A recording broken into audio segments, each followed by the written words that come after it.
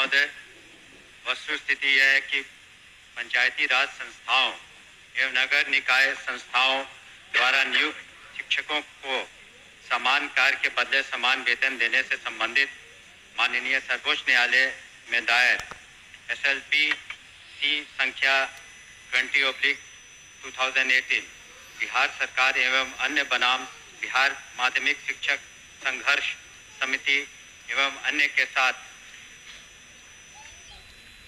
दिनांक 10/5/2019 को पारित आदेश, जिसमें माननीय उच्च न्यायालय के द्वारा समान कार्य के बदले समान वेतन देने हेतु पारित आदेश को निरस्त कर दिया गया है। राज्य सरकार पंचायती राज संस्थाओं एवं नगर निकाय संस्थाओं द्वारा नियुक्त शिक्षकों को बेहतर वेतन एवं सेवा शर्त हेतुकृत संकल्पित रही है।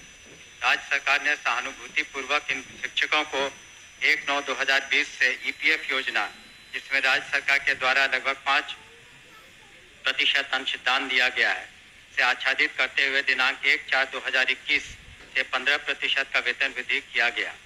पुनः राज्य सरकार द्वारा स्थानीय निकाय शिक्षकों को बेहतर सेवा शर्त एवं वेतन प्राप्त हो के परिप्रेक्ष्य में बिहार विद्यालय विशिष्ट शिक्षा नियमावली 2023 अधिसूचित किया गया। नए शिक्षकों के नियुक्ति हेतु बिहार राज्य विद्यालय अध्यापक नियुक्ति स्थानांतरण अनुशासनिक कार्रवाई एवं सेवा शर्त नियमावली 2023 अधिसूचित किया गया। सरकार द्वारा इन दोनों नियमावली से नया पद सृजित किया गया। यह पद 7वें वेतन आयोग लागू होने के बाद सृजित किए गए हैं, इसलिए यह पद 7वें वेतन आयोग द्वारा निर्धारित पदों में सम्मिलित नहीं है। सरकार द्वारा सरकार के अन्य बहुत सारे पद सृजित किए जाते हैं जो 7वें वेतन आयोग में सम्मिलित नहीं होते हैं। इन दोनों नियमावली के तहत वर्ग 1 से 5 के शिक्षकों को 25,000, वर्ग 6 से 8 के शिक्षकों को 28,000, वर्ग 9 से 10 के शिक्षकों को 31,000 एवं वर्ग 11 से 12 के शिक्षकों को 25,000 प्रारंभिक वेतन निर्धारित करते हुए पे मैट्रिक्स का निर्धारण किया गया। उक्त नियमावली के तहत शिक्षकों को बेहतर प्रोन्नति का लाभ दिया गया।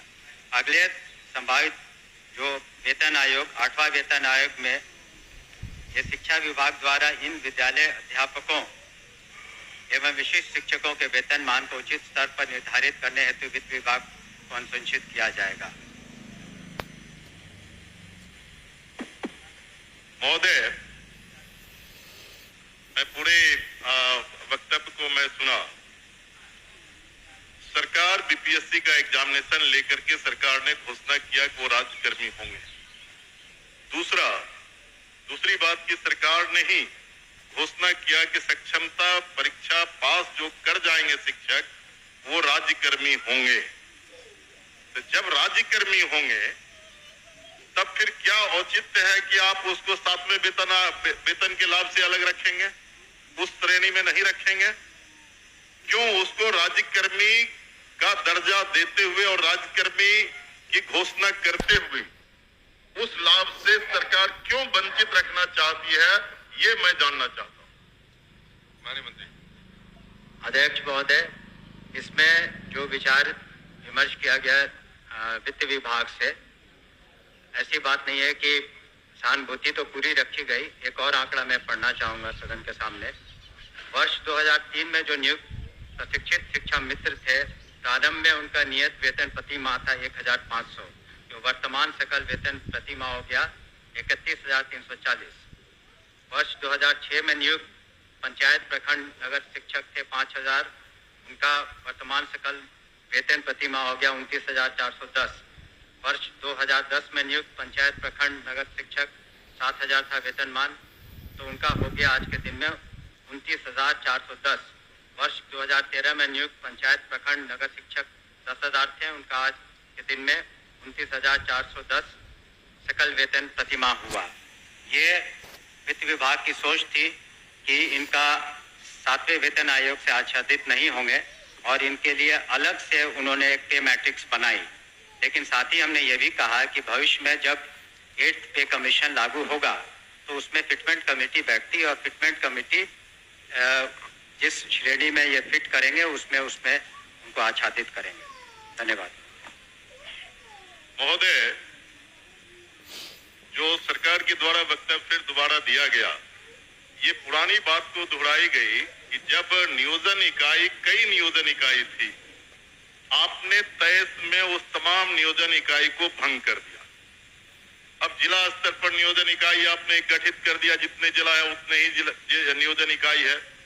और आपने, आपके फैसले से सरकार ने फैसला लिया कि अब तमाम जो पहली प्रक्रिया थी उसको हम समाप्त करते हैं और बीपीएससी से एग्जामिनेशन लेकर के हम शिक्षक को बहाल करेंगे और वो राज्यकर्मी होंगे। दूसरा, कि सरकार से हम लोग बात कर रहे थे कि जो पुराने तरीके से पंचायत से, प्रखंड से, जिला परिषद से जिन शिक्षकों को नियोजित किया गया उनको आप सरकारी कर्मी घोषित कीजिए। सरकार ने एक फैसला लिया, सक्षमता परीक्षा जो पास करेगा वो सरकारी कर्मी होंगे। तो सवाल उठता है कि सरकारी कर्मी वो सिर्फ स्कूल में नहीं पढ़ाते हैं, उनसे आप चुनाव में बूथ पर भेजते हैं, उनसे आप जो है सो बीएलओ बनाते हैं, उनको कई तरह का सवाल करते हैं।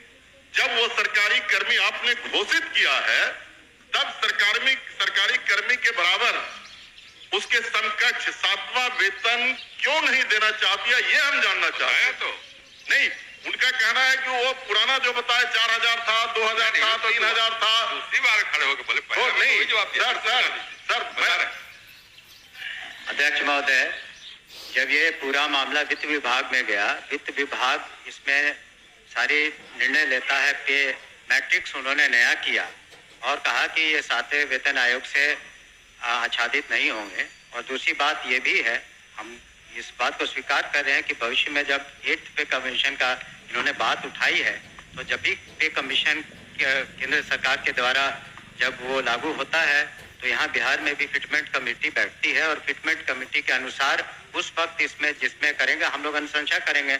लेकिन अंतोगत्वा इन सभी मामलों में वित्त विभाग अपने वित्तीय प्रबंधन के तहत ही अंतिम फैसला देता है, जिसको सभी को स्वीकार करना पड़ता है। धन्यवाद। हो गया आपका। नहीं